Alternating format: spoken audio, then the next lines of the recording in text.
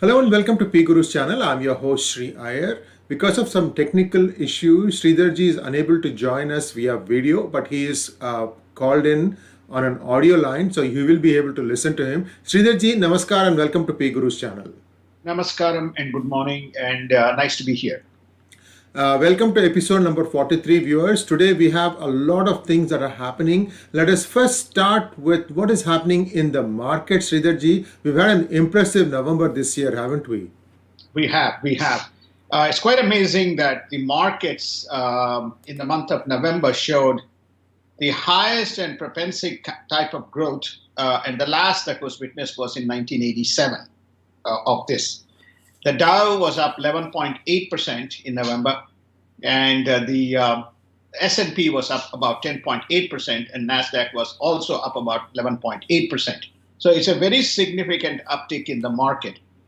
And everybody attributes the uptick in the market in November, not just because of the effects of the stimulus, but also because of the emergence of a number of vaccines. Moderna, Pfizer, now AstraZeneca, and then J&J, Regeneron. So a number of vaccines and a defined program that is being constructed, notwithstanding the fact there's much contention in the elections around the outcome.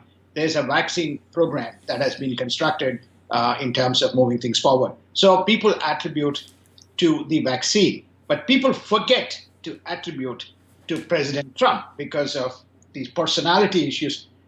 Warp Speed, everybody acknowledges, including Financial Times acknowledges Project Warp Speed is a success, which was launched by President Trump. And around March, April, when the epidemic or pandemic was rising, he had indicated that the vaccines would be ready by end of the year and the problem can be tackled. So the markets gave a big thumbs up, notwithstanding the uncertainty around the election part of it. Thanks for that update on market. So let's take the 800-pound gorilla in the room, which is the US elections. So viewers, I just wanted to again reiterate, as we speak, you can see an animation slowly moving across the screen for you. And everything blue is Democrat, everything red is Republican. And if you have a red background on a screen, that means that it is a Republican majority in that. So the most important thing here is we can start with what is happening with the legal team of Rudy Giuliani, sir. Where do things stand with his stuff? Rudy Giuliani, as far as Rudy's team is concerned, yesterday they had a presentation in the state of Arizona.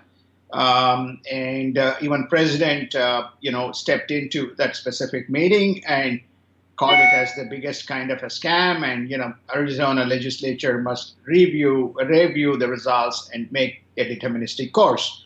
And just since we are on Arizona and Rudy, we can probably wrap this thing. They certified the result, but at the same time, they have allowed the Republican members, GOP, to examine on a selective basis some of these invalid ballots and signatures and all those material. And they have time till 1 p.m. today to kind of complete that process and then determine what they need to do. Notwithstanding the fact it is certified, there's very high degree of contention in Arizona. And so that's a good step. That is, the process of the legal verification has been granted to the Republican Party. Sir, this is as far as Rudy Giuliani and Arizona is concerned. Are there any other state updates for Rudy Giuliani team, sir? No, I think that's the reason why I just paused at that. Sure. No problem. Let's go on to the independent team consisting of Sidney Powell, Lynn Wood, and she has had some significant new additions, haven't she? She has. In fact, if you recall, just to reiterate, we covered this in our Sunday call. Dr. Keshavraj Nia, the crypto scientist and the data analyst, has now formally joined the Sidney Powell team to give credence to the compromises that has occurred in the monitoring, management, and the execution of the Dominion software. And he has even given a sworn affidavit and we'll put it up in the website. It is quite extraordinary what he has stated.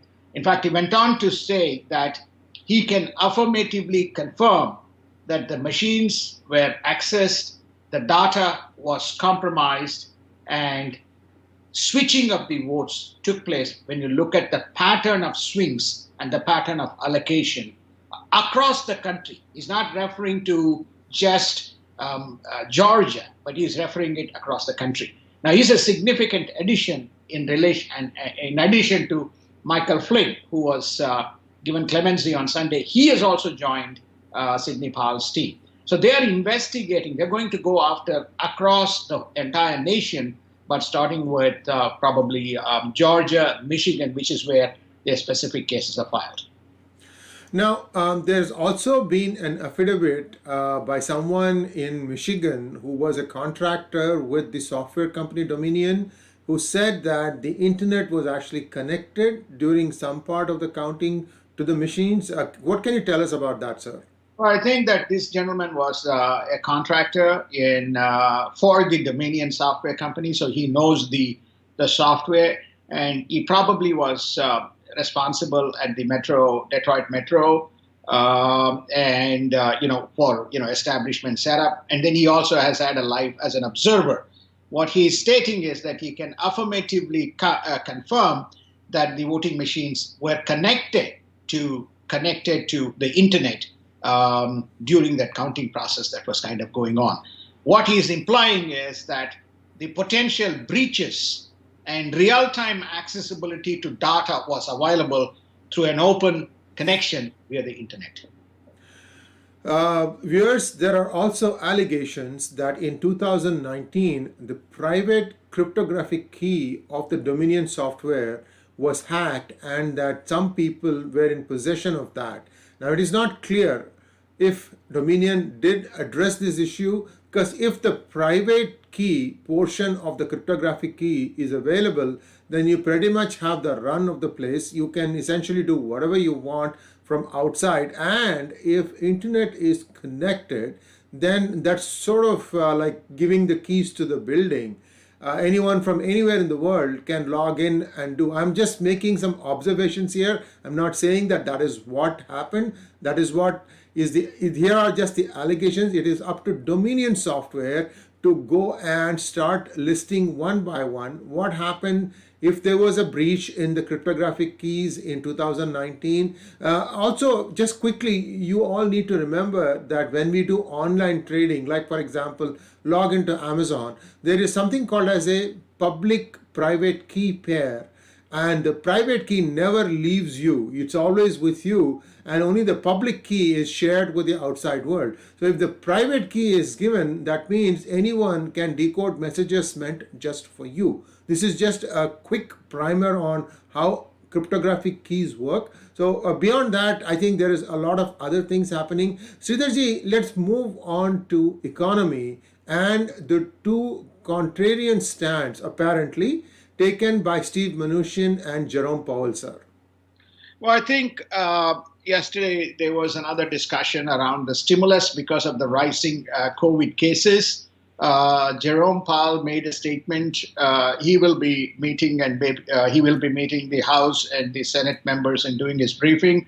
The initial, usually one day before, you get the script of the text of what is likely to be discussed. So Jerome's, to give you a 100,000 feet view, Jerome's point is that, look, this $455 billion which we transferred, is a good backstop for the credit markets, and that's what helped in the first phase of the journey, and that should be retained with the Fed, which gives them the flexibility in terms of addressing the needs going up to December 31st, because technically this lapses on December 31st. The aid lapses on December 31st until the new government comes in.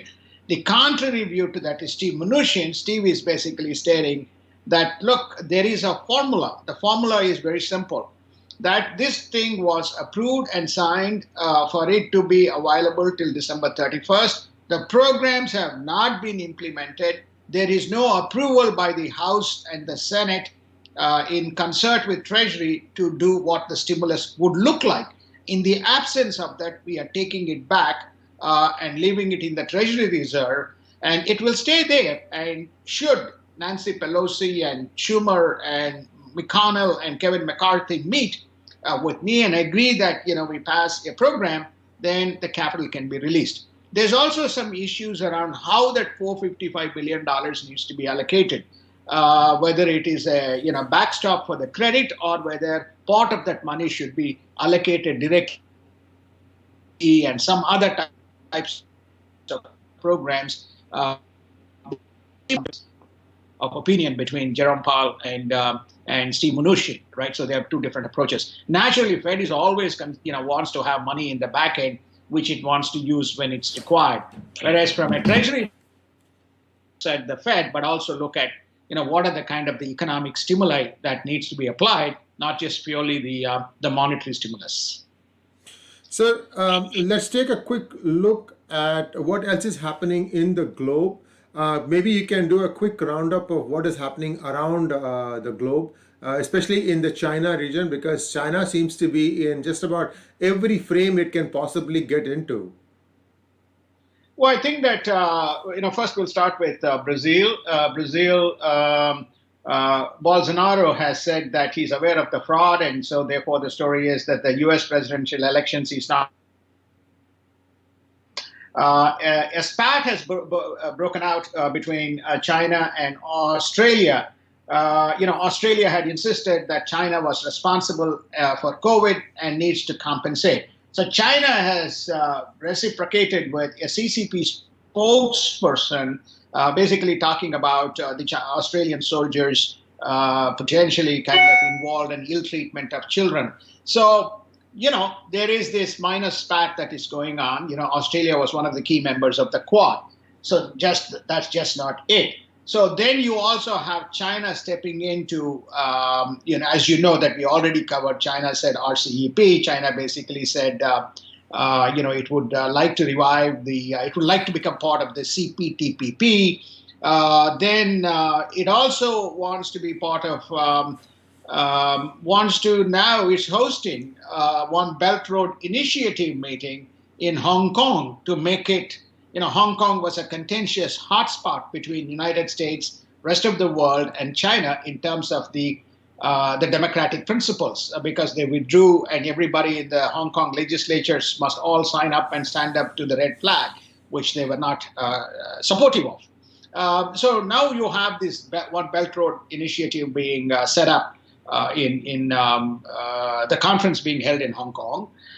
Then it has actually stepped into the Indian Ocean and basically trying to work with Sri Lanka, bypassing the Indian kind of context and competing with India. As you probably know, we covered this again. United States came to the rescue of Bangladesh in terms of helping the defense, and Japan came to the rescue of Bangladesh to keep China away in Bangladesh. So it looks like China now has stepped into Sri Lanka, which was to be with India, and India has now moved into Maldives and Seychelles and trying to help those countries with credit facilities which are far more harmonious relative to the hostile type of things that happens. Again, China is using both this footprint as well as media as its two vehicles in terms of dangling in the region. So I think, except for perhaps ceding 99-year lease for Hambantota, perhaps Sri Lanka is now back in the India camp. Let's hope that that happens and that the relations thrive. And Maldives firmly appears to be in India's camp. And Bangladesh and Nepal are perhaps the next two who I would think would identify with India. Sir, correct me if I'm wrong. But the biggest question that is in people's minds is that is China going to make Pakistan a part of its own by just basically telling them now we own you, because Pakistan is not even able to make the interest payments on the CPEC loans that it has taken. Yeah. Add to China has given unimpinging rights to Pakistan and Pakistani army in that CPEC corridor, China-Pakistan Economic Corridor. that is actually being contested within the state legislature or the national parliament of Pakistan, that such overriding things should not be given to the army, and there should be some government mechanisms. Remember, we still have Afghanistan with the U.S. soldiers, 50% of them moving out, and suicide bombings growing. What's going to be the situation between India and China to dip into Afghanistan is another hot topic that's likely to come in. Thank you, sir. And with that, we bring an end to our news capsule for the day. We'll be back tomorrow, same time, same location, and the same host. And hopefully, Sridhar ji, you have your video challenges taken care of. And until then, see you all and namaskar. Namaskar. Gee, if people have not left, can I take just 3 minutes to wrap up the election, because we went Yes, little yes. bit. Yes. Please go ahead, sir. Please go ahead. Sorry, because it's very important for people to know the magnitude of the challenge that United States faces in terms of the election around the systems and software is quite propensic. There's more than 500 different kind of cases that is being filed across by individuals across the 5 states around the country. There's close to 14,000 plus incidents that has occurred during the process of elections. So the magnitude of this from a systemic point of view in terms of the compromises is not a kind of a pie in the wall, but it is quite huge. And this now is not just in Wisconsin or Michigan or Pennsylvania or in Arizona or in Georgia, but it seems like across the country. So there is a report that has also come out which states that the way this whole election system was managed, not only in blue states and red states, but across the what you call as the battleground states, is that there's a selective amount of voting pattern switching that has taken place across the country to seamlessly provide a kind of an optics that the elections were far closer than they were using this pattern of vote switching. This is what Dr. Nia is talking about, and some of the specific affidavits are. Though we haven't covered in detail, which we did on the Sunday program, the magnitude of the issues between in specifically around the 6 states, notably in Michigan, Pennsylvania, and Georgia. Pennsylvania tops the list, where we are talking about 1.2 million votes potentially under compromise. And we are talking about 300 to 400,000 votes in between Michigan and Georgia. So overarching message that we are giving here is that the cryptologists, this national security people have all joined the legal team in terms of assessing. And I think Sree Iyer spoke about this cryptography and some public key being lost, and taking backdoor entry into the voting systems and counting systems in terms of the ability to manage this switching and managing the patterns. So I think this is much more than what we are seeing at the moment, and there is much more water to probably flow before we see the last kind of data point on this. Thank you very much, sir. And as always, it's a pleasure to have you with us. And we'll be joining tomorrow again, same time, same place, same channels. Please subscribe to our channel. We are about 100,000 now. If each one of you refer one friend or family to us, we'll be easily hitting the 200,000 mark. We would like to get to the 1 million mark as quickly as possible. Once again, thank you very much, and namaskar, Sridhar ji. Thank you, and namaskar ji.